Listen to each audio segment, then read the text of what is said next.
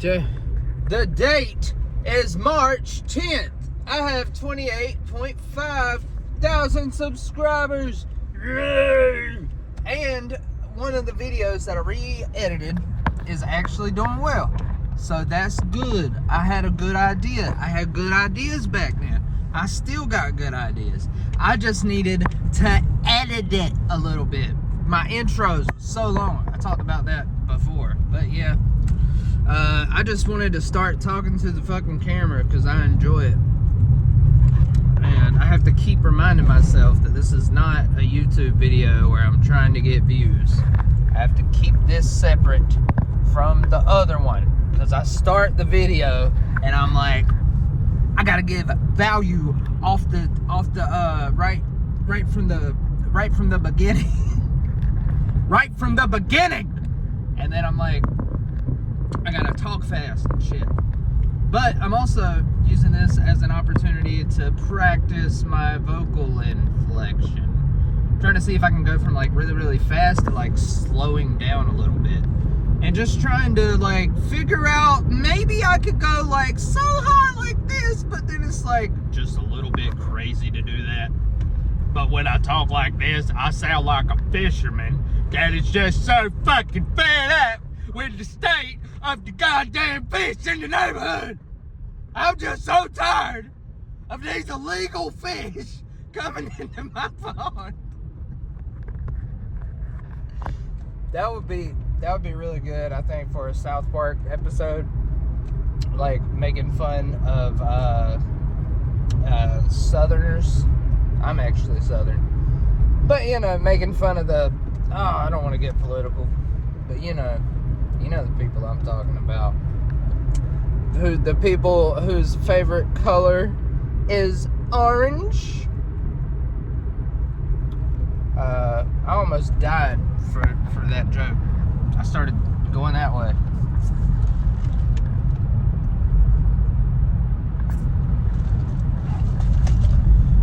But yeah, I don't talk a lot at my job because it's mostly just like being at a computer. I'm just at La Computadora all day, and you know, I don't really talk to people much. I'm trying to talk more, and it'll also help me with my YouTube intros. That's one thing I'm struggling with a little bit, dear diary, is the YouTube intros. I never know how far to go. I'm like, what if Megalovania was metal? But then I'm like, what if Megalovania was metal? What if? But I guess, because I was watching this guy that does like speech stuff. I forgot his name. He looks kind of Asian, and I've seen his like ads and stuff all over the place, but I've never really seen him talk for an extended period of time because there was just something. I don't know. I never wanted to watch the video. I felt like I was being forced to see him all the time. I think that was why I never really got into his stuff. But then the Diary of CEO, I forgot his name. He interviewed him, so then I was like, let me look at this shit. So, you know, sometimes in your YouTube journey, I guess it's not all about getting your editing and thumbnails and titles and script writing and equipment and all the other shit you gotta do. It's also, there's more shit you gotta do. I think the performance aspect is really overlooked. I feel like I've really been overlooking it. It's like, and it's probably one of the most important things is being able to present correctly, like authentically, but also in an entertaining way. So I'm definitely going to experiment with that in the next few videos. I'm trying to work on this one about the Hulk. I did like a theme song for the Hulk and Marvel Rivals. Marvel Rivals. Marvel Rivals. Marvel Rivals. Marvel Rivals. Marvel Rivals. Marvel Rivals. Marvel Rivals. Marvel Rivals. Marvel Rivals. Marvel Rivals. That was pretty good. What? Yeah, that was pretty good. Meanwhile, there's beatboxers going like, whatever the fuck they do. I'm sleepy. I didn't get a lot of sleep last night. Oh! Ooh. Damn, speaking of the devil, there go an ambulance. Because, you know, I just went, ooh, and then, pulled up. Damn, I'm psychic. I really am, bro. I'm psychic as fuck. No, like, I'm actually psychic. There we go. Yeah, that's another thing I'm trying to work on, is speaking with more conviction. Flashlights, you go.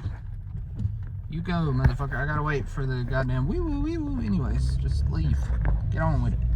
I got time to pass before I get hit with a car. Oh, shit, I might. I think I do. Hey, I did. But yeah, man, when I was a child, I just felt so invisible and neglected. I always felt like my opinion wasn't important, you know? So that led to me speaking with like faster and not with not much conviction, and kind of like submissively, because I'm like, well, what I gotta say really doesn't matter, so I'm just get it out real quick. And it stresses me out. I don't want to be like that. I don't want to talk like that. So I'm trying to get better at speaking with conviction. And according to this fella that I just saw the interview of, a lot of it is to do with speed. So you can like speed up a little bit, and then you can go like I'm talking about all this stuff, and it's kind of like math, but really the important thing is that you have to go to school. Because if you don't go to school, then you're gonna miss out on books, vocabulary, math, bullies.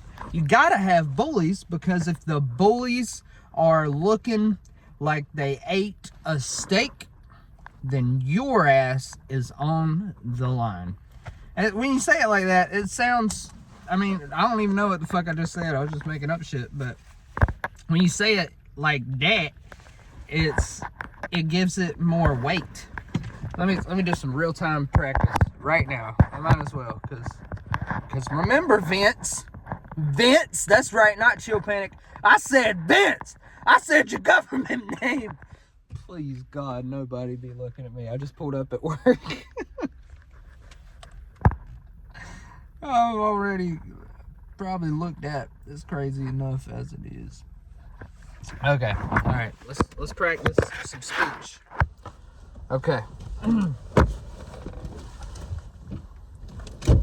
I'm gonna tell you what I've learned from 10 plus years in the music industry. I've gone from everything from Womballoos to riots to heat toppling and hitting my mama with a bat. I did not do that. Damn it. Well, okay. So, that's another thing.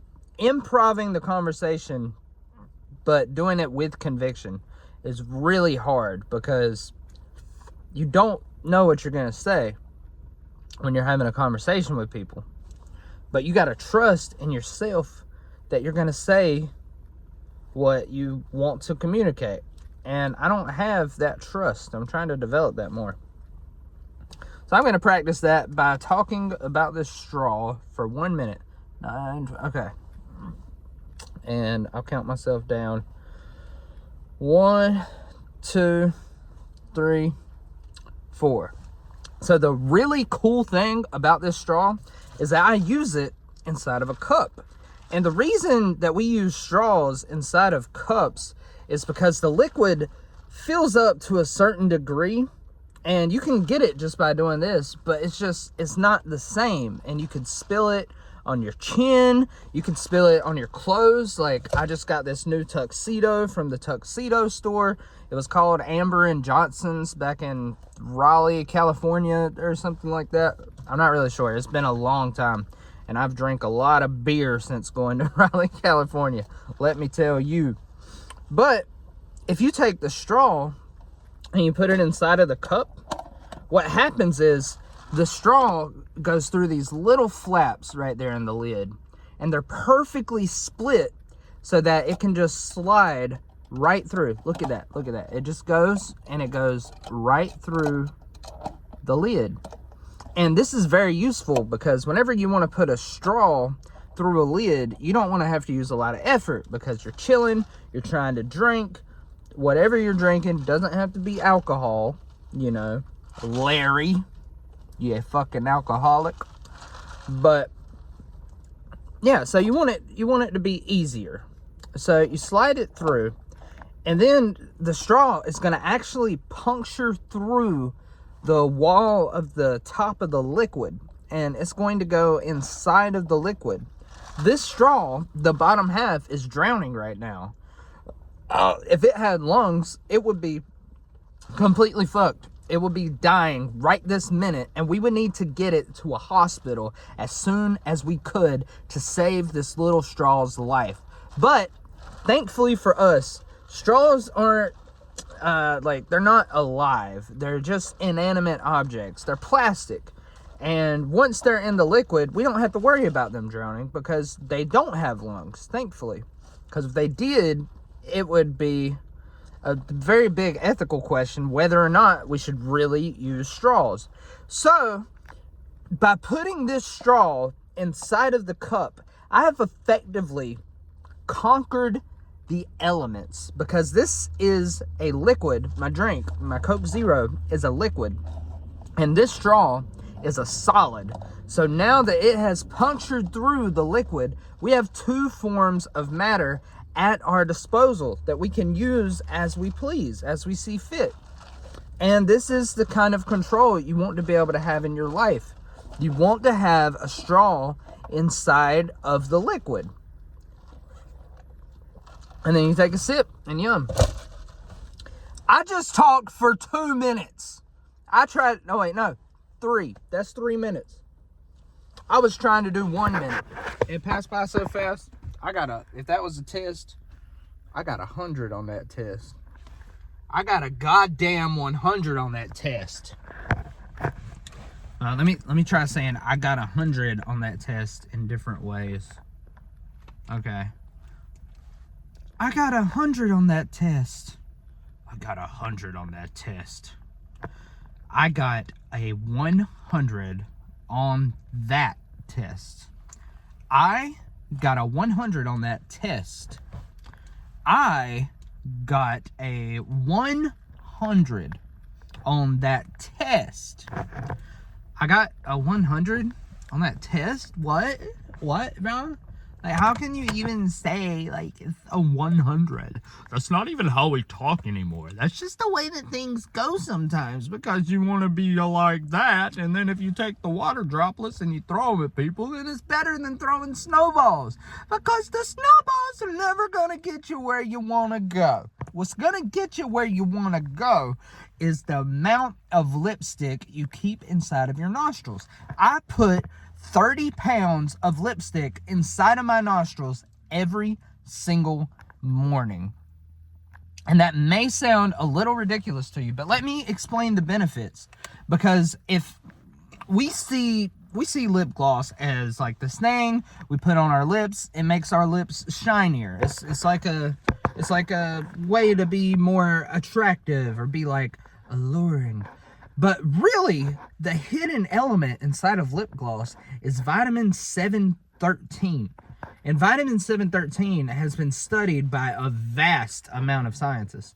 And if you really look closely at the data, it'll blow your mind. Vitamin 713 has been shown to reduce the amount of windshield wipers inside of your heart. So when you think about it like that, why would you not put lip gloss inside of your nostril every day? Do you want an animal heart inside of your lungs? I don't. I don't know anybody who does. I mean, who would want a fucking animal heart inside of their lungs? Not me, not you, not Jesus. If he was here, we could ask Jesus right now if he would come back and we could find out. But he's scared. So he's staying off in the corner in a cave or something. So since we can't ask Jesus, we have to ask this ourselves. Lip gloss goes in the nostril.